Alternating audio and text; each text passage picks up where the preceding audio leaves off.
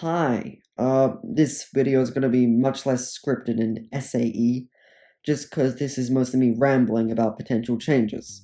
A lot of these are very speculative and are much more than a simple change of effectiveness and stats, rather a complete rework of some bows and mechanics, along with some extra stuff I forgot to mention last time. I am the pinnacle of organization, so I sorta completely forgot about gear stats in part 1, so I'll do a brief overview right now. Movement speed is alright, but outclassed by boosting. Health regen is busted. Damage protection is useless against everything other than bow 4, and still isn't great against it, and bloodlust does absolutely nothing. So how would I fix it? Movement speed gets outclassed, so aside from a few potential boosting reworks I'll discuss later, I'd probably just make it be like 5% better, but 10% better on bow 4. Nothing too crazy, I don't think. Health regen would probably be similar, just a slight decrease in effectiveness. I think health regen is actually perfect without the party shirt. 17 regen, but at the cost of not having as many stats as possible, is actually quite balanced. But because party shirt does exist, I'd probably just make 20 regen do what 17 regen does now. Max damage protection should do enough to take 3 hits from bow 3 and 2 from bow 6. And if the one-shot system I'll discuss later is established, survive a one-shot from each of them also. Bloodlust has a really interesting design, giving you a buff when you kill a player. However, this does barely anything, stopping 1 extra arrow from bow 4. You could do the simple thing and make it take you to max health again, or something that I thought of that probably won't work and will break the game. Essentially, every stat in Bloodlust you have, you get a second of immunity after every kill. So with full Bloodlust, you have 11 seconds of complete damage immunity. If this were implemented, I'd probably make this have certain weaknesses to balance it, like headshots or something, or melees for the funny. Next section. I'll just go through the bows and what changes, if any, I'd make. Bow 2 is pretty effective right now. I'd probably just add a mechanic where its arrows do less damage when not fully drawn, to limit spam's usability. Bow 3 is fine right now, maybe slightly slower arrows when fully drawn to make travel speed have more of a use case.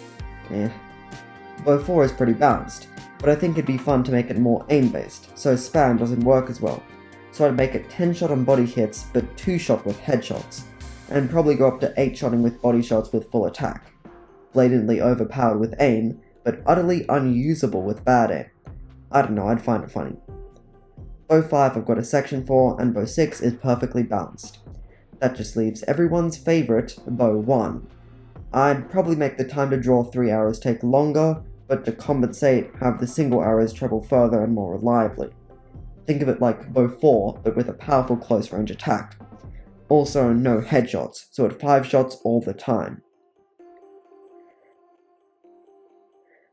The reason I made this video, and the video before it, I have 3 ideas in mind to keep bow 5 in relevance. Bow 5 has a lot of good traits that work well theoretically, but fail in practice. It does good damage, especially with headshots, and with its arrow spread, can whittle down enemies really well from range. However, because of how anti-cheat works, bow 5 shoots arrows too quickly for the damage to process, so instead of killing in 5 shots, it kills in around 8. So when facing a group, instead of quickly dispatching each player with headshots, all of your arrows end up being used on one opponent, and you end up being killed by the next while you reload. This has already been suggested for bow 3 and bow 6, but I prefer the sound of it on bow 5. Piercing arrows. This essentially allows for it to deal with crowds so much better, being able to damage them all at the same time. Pairs with attack strength or stun, and you've got a genuinely good crowd control weapon, without having to rely on spamming. Another idea I've seen being thrown around is being able to reload a clip without having to use every arrow in it, taking away wasted time from shooting the excess 2 or 3 arrows after every altercation. Also, just a good addition would be able to toggle how fast you actually shoot the arrows, not just reloading the clips, to lower the anti-cheat with the same reload time. I don't know, just a thought. With one of or all of these buffs, Bow 5 would have a much better place as a crowd control weapon. I'm pretty happy with most melees, to be honest. The only thing I have for anything other than light pokes is a possible damage upgrade to heavy pokes, to make it usable with light bows, and possibly higher cooldown on heavy blades. Anyways, boosting. There are two routes I can take with this. Treat light pokes like a melee, or a boosting tech. For the boosting tech, I'd probably just make them unable to deal damage, or unable to deal damage while 180 boosting. For a melee, a nerf to the cooldown would do. They have a light cooldown, but making it more heavy and noticeable would be nice. Or possibly just a nerf to boost distance. Essentially making heavy pokes and light pokes, instead of heavy and light versions of a melee, heavy and light versions of boosting, with light pokes having more spammable boosting, but going a shorter distance on each individual boost, and heavy pokes being the opposite, having the slow recharge they have, but a longer boost distance.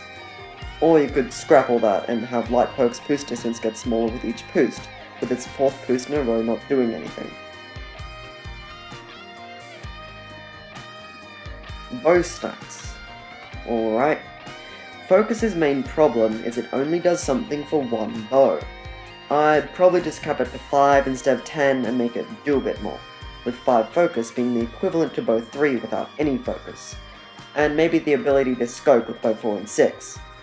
Attack strength is more interesting. It works pretty well if anti-cheat doesn't kick in. To make it slightly useful in bow 3 and 6, I think making 10 attack strength one-shot on bow 3 and 8 plus attack strength one-shot on bow 6 could work. And maybe 8 attack one-shot with a headshot on bow 3 and 6 attack one-shot with bow 6. Stun is alright, although I'd make it heavier on both 3 and 6 also. Travel speed is tricky. I'd probably just do chance to pierce with a guaranteed pierce at 5 travel speed, with it going down by 20% each stat point, so 80% at 4 travel, 60% at 3, and so on. If bow 5 had its built-in piercing, travel speed on bow 5 could be chance to stun instead, or chance to deal headshot damage on the first shot. A slight buff to travel speed's effectiveness on uncharged shots would also be good, just like 5% or something. This one annoys me. The main antagonist of my last video, and I've barely got ideas to change it. My main strategy has been to change everything else so much that loading speed isn't as overpowered and game-breaking as before. But if there were something, I'd probably just make it not affect unloaded shots, so no spam, but be the same as it is for charging shots. I can see that working. Yay, I fixed it. To be honest, most of these suggestions could be as equally unbalanced as now one already is, and need to be playtested at least a little bit. But the chance of any of these actually being implemented is pretty low. I've kind of just put a solution to each potential problem and hope that any of them could work or be added to the game. So yeah, that's about it.